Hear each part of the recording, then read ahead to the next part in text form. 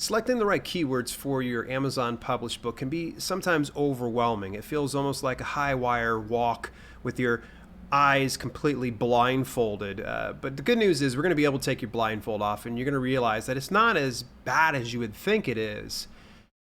And one of the areas I think that has a lot of misconceptions is the 7 backend keywords. We're going to be talking about that in today's podcast episode, so make sure you stay tuned. Well, what's happening here is Dale, and this is episode 85 here at the Self-Publishing with Dale podcast. And I'm just tickled to death you took a little bit of time out your day to spend a little bit of time with me to talk about one of my favorite things in self-publishing. This episode is exclusively sponsored by Fiverr. And get all your self-publishing needs fulfilled through their book publishing services store. Between writing, editing, cover design, interior formatting, marketing, and more, Fiverr has everything you could possibly need for your self-publishing business. Simply visit dalelinks.com/Fiverr today to try them out for yourself. And if for some reason you need a recommendation, just reach out to me and I'll be able to tell you some of my preferred gigs. We've been discussing over the past couple of weeks the importance of keywords when it comes to your self-published book over on Amazon. Let's go ahead and summarize. What keywords do for your book? Well, keywords are essentially build the bridge between your product and your ideal reader. The problem is, many options are available to use for keywords, and we discussed some of those things in the previous weeks, but this week we're of course focused on the 7 back-end keywords, those little slots that are available inside your book's metadata, and they're 7 slots with up to 50 characters per slot. Now that includes spaces and any kind of characters outside of, say, normal letters, so alphanumerical, if you will. What we know about the 7 keywords, all right? Let me just go over some of the things that actually Amazon covers in their help support section. So a few of the do's and don'ts. Let's start out with the do's. They say combine keywords in the most logical order. Customers search for military science fiction, but probably not for fiction, science, military. I'm going to address that little issue here because there was a case study that was done to actually kind of debunk that little myth of having exact phrase matches versus having broad matches. And we'll discuss what those two things mean in just, like I said, a little later. You can use up to 7 keywords or short phrases. Keep an eye on the character limit in the text field. Okay, we got that one addressed right at the very beginning of this podcast. Before publishing, search using keywords you're considering on Amazon. If you get irrelevant or unsatisfying results, make some changes. When searching, look at the suggestions that appear in the search field, search being in quotations here, of the drop-down, otherwise known as the auto-suggest. So when you go over to Amazon and you start typing in a keyword, it's going to auto-populate a drop-down of many different versions or deviations of whatever the keyword is that you're writing, or you're typing, excuse me. And then the next thing they said, think like a reader. Imagine how you'd search if you were a customer. That right there is the most important thing when it comes to utilizing keywords. Think like a customer. Don't think like an algorithm. It's important, yes, that you try to, address the elephant in the room. The algorithm's definitely going to be something we're going to want to appease, but in the same instance, we don't want to do it to spite everything else. We want to get connected with our ideal reader, not get connected with a ton of customers. That's not the idea. We want to get connected with the ideal reader. All right, so moving further along in some of the suggestions, they say some of the don'ts. Now, let's highlight a few of these things as we go along here. Don't do this. Information covered elsewhere in your book's metadata, title, contributors, etc. So you don't want to double down anything inside, let's say your title. You don't need to put that in your 7 keyword slots. You don't need to put your author name inside those 7 keyword slots.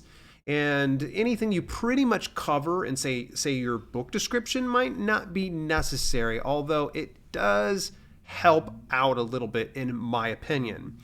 Number 2, subjective claims about quality. So you don't want to do things like best novel ever or best ebook of 2020. Those type of things are very subjective.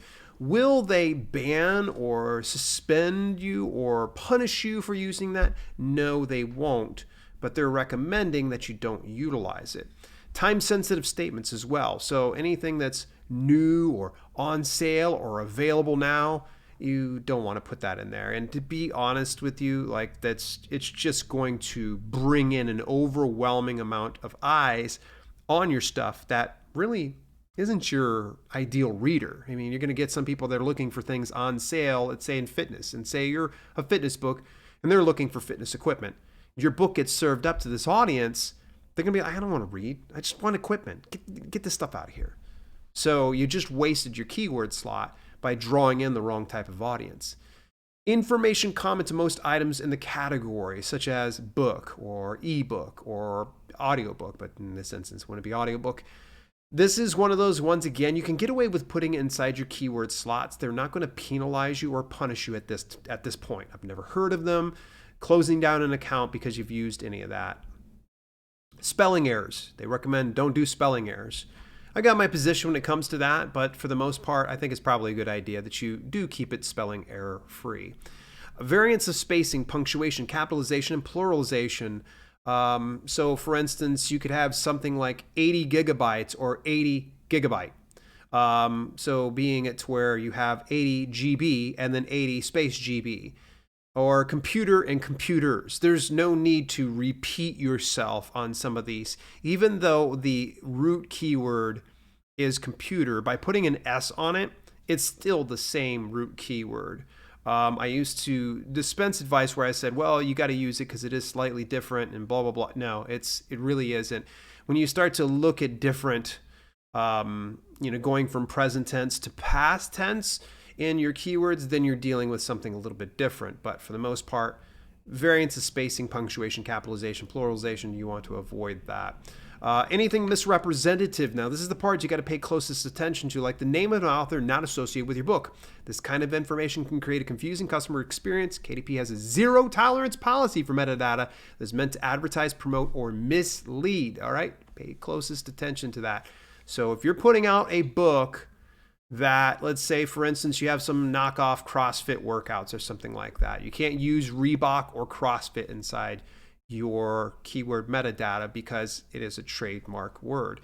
If you're doing horror stories, you can't put in Stephen King into your 7 keyword slots because you're trying to get Stephen King's readers. It just won't work that way. You can use it on Amazon ads, totally fine on ads. 7 keyword slots, not okay. And quotation marks in search terms. Single words work better than phrases, and specific words work better than general ones. If you enter, quote unquote, complex suspenseful whodunit, only people who type all those words will find your book. For better results, enter this complex suspenseful whodunit without the actual quotations. Customers can search for any of these words and find your book. So let me explain this. The whole purpose of putting quotations around a specific keyword, you can use this anytime you're using Google or you can use it on Amazon. If you just want that exact phrase right there, you want to have that exact keyword pulled up and all the research results, putting a quotation on it is how it happens. Now, a lot of customers don't realize this is available to them. A lot of people browsing online are aware of the quotations. The issue you run into is by putting those quotations, you are committing 100% to that exact phrase, like no deviations of this whatsoever. Whereas if for some reason you have werebear, shapeshifter, romance, novel, okay, let's say that's your full string of keywords. You don't put any quotations on it, it's going to give you any deviation of that. So it could be shapeshifter romance. It could be werebear novel. Those type of things is what the Amazon algorithm is going to do. It's going to take that broad match and it's going to pull specific combinations of words from that and serve it up to those specific customers. And we're going to go deeper dive on this in just a second. Last but not least, Amazon program names like Kindle Unlimited, KDP Select, Amazon, anything to do with Amazon, don't put it in there. And I think probably the exception to the rule is if you're actually writing a book about Amazon. And truth be told, I'm going to tell you this right now.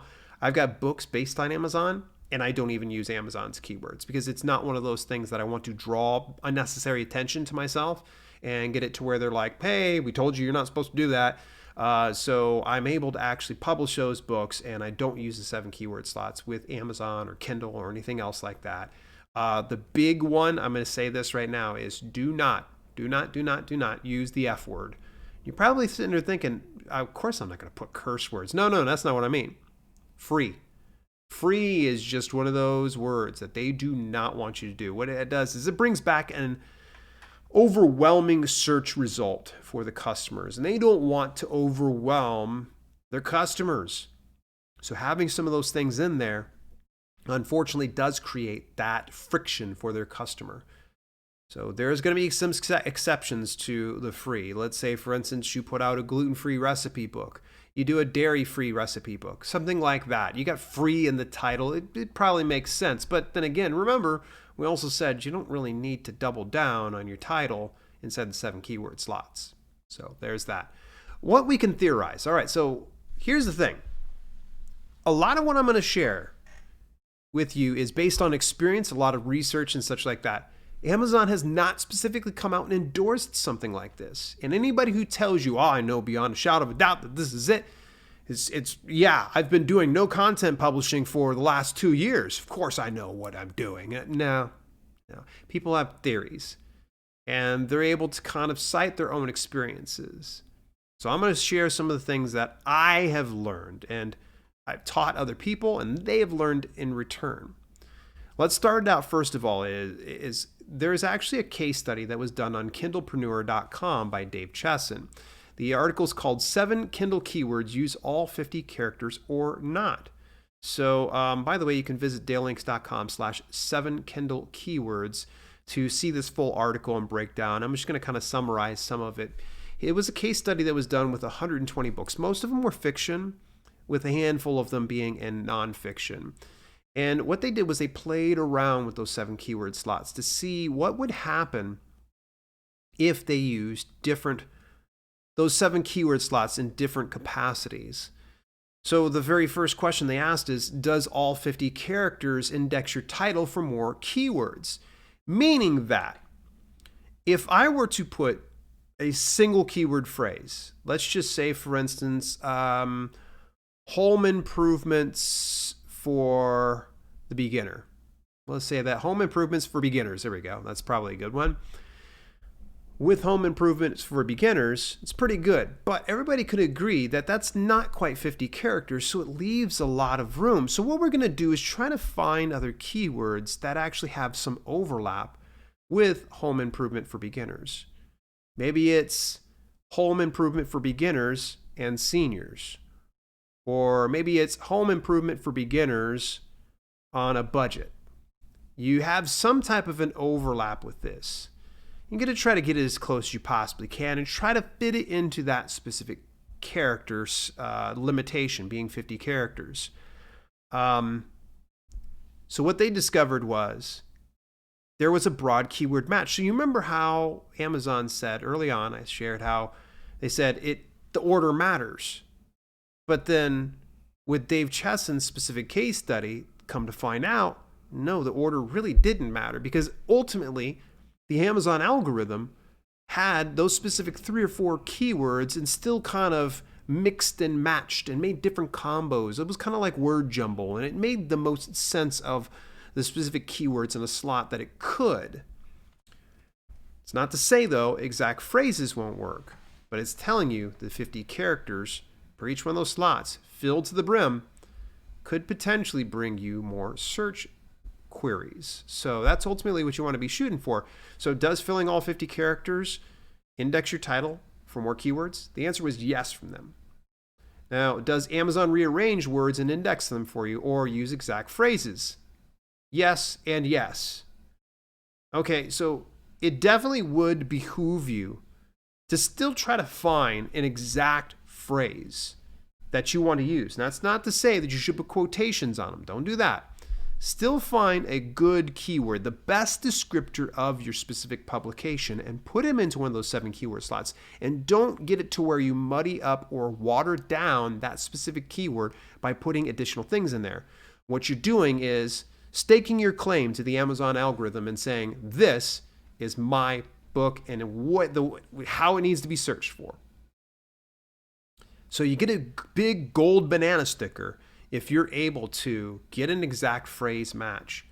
And you want to shoot for roughly about 1 to 3 exact phrase matches. If you do all 7 slots, that's fine, but I would recommend that you try to spread out just a little bit so you get more of an audience coming and discovering your book through multiple keyword variations. Does using the same keyword more than once hurt? No. Okay. We discussed already. We said title's already there. We don't want to put it inside the keywords. That's fine.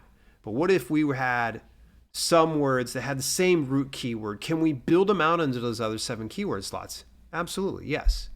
You can. Will they penalize you? No, not whatsoever. Let's just say you filled your one of your 7 keyword slots with home improvement for beginners. And then you notice there's just a treasure trove of deviations you can build off of that. You can use other slots, but I just might recommend that if you're filling the same keyword in all your 7 keyword slots, the same root keywords being tossed in there, the problem is you're not going to be reaching as much of an audience. You haven't really truly identified what your book is or is not about, how your audience is looking for it. So get good on how to describe your book in a way that attracts your audience. They do have other questions that they ask inside the article, so I just recommend, instead of me sitting here telling you spoiler, I should have told you spoiler before we even started this. But instead of giving you some spoilers, go over, visit the article, dalelinks.com/7 Kindle keywords, or you can just Google up Kindlepreneur 7 Kindle keywords, and you can see the full case study and the breakdown of them. And again, they recommend that you write about 1 to 3 exact phrases and about 4 to 6 spliced keywords.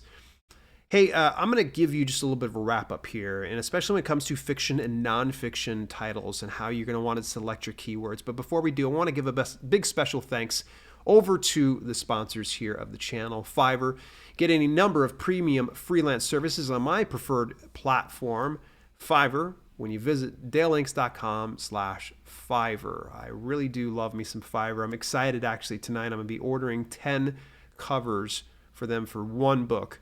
I did it last week, and unfortunately didn't bring back the results that I wanted to go for. So I'm going to be going and trying out another 10 here tonight. So you will be seeing that in the coming month on my main YouTube channel. Here's my final tip. All right, so how do we get these specific keywords? Real simple here. I'm going to keep it brief. For fiction, this is exactly what KDP tells you. Think about the setting. What's the setting in your book? Character types, character roles, plot themes, and story tone. You don't know your fiction story or not very aware of what you're doing in there and some of the tropes that you're incorporating into your fiction. You need to take a step back, maybe even discuss it with your editor or any of your beta readers or ARC readers and say, hey, what's one way you kind of describe it? What are some of the things that stand out to you? And maybe they'll be able to help you out with keywords. For nonfiction, I'm telling you this right now. Being a nonfiction author, you are at a greater advantage than fiction authors when it comes to keywords. Because it's super simple. Readers have a problem. You have a solution. So figure out what are some of the pain points that your readers have as a nonfiction reader. Specific outcomes they're looking for. So let's say they want to lose 30 pounds in 30 days. Okay, maybe that's going to be one of your keywords. Lose 30 pounds in 30 days. I'm not saying that's a good keyword, by the way. Your type of reader or demographic. Okay, so how old are they? Who are they? What's their age bracket? What type of income do they bring in? Are they single? Are they married? Do they have kids? Think about all those specific qualifications it is for your ideal reader. And last but not least, synonyms. Any type of way to kind of say your type of book. So let's say I've got my 90-day home workout plan. Probably another way of calling it would be an exercise program for at home. So think about different ways you can say it. Believe it or not, actually, I do a deeper dive of keywords in my most recent, actually not my most recent, actually one of my recent publications, Amazon Keywords for Books. you can get your hands on that if you go to dalelinks.com/keywordsbook, or you can get the entire Amazon Self-Publisher series when you go to dalelinks.com/ASP, meaning Amazon Self-Publisher. Well, folks, this is not the end of the road when it comes to talking about keywords. I'm actually going to be discussing it again this next week on the podcast. We're going to be talking about some good keyword tools and resources for you to consider to help you out, expedite your time. So that way you're not spending hours upon hours upon hours upon hours doing keyword research only to find out that none of it's any good. Having the good keywords resources is going to be something you're going to want. So we're going to stay tuned here. Next week, we'll be talking about on the podcast. Hey, subscribe or follow me on your preferred podcasting platform and leave a review over on Apple Podcasts or wherever else. And if you happen to be watching this on the YouTube channel, that's right. We've got an actual podcast YouTube channel, Self-Publishing Your Dale Podcast. You can get that over at dalelinks.com/YouTube podcast. Leave a comment right on down below, and I will try my best to get back to you. It's always awesome to hear from every single one of you. In the meantime, folks, this has been Self-Publishing with Dale, and I will chat with you next week.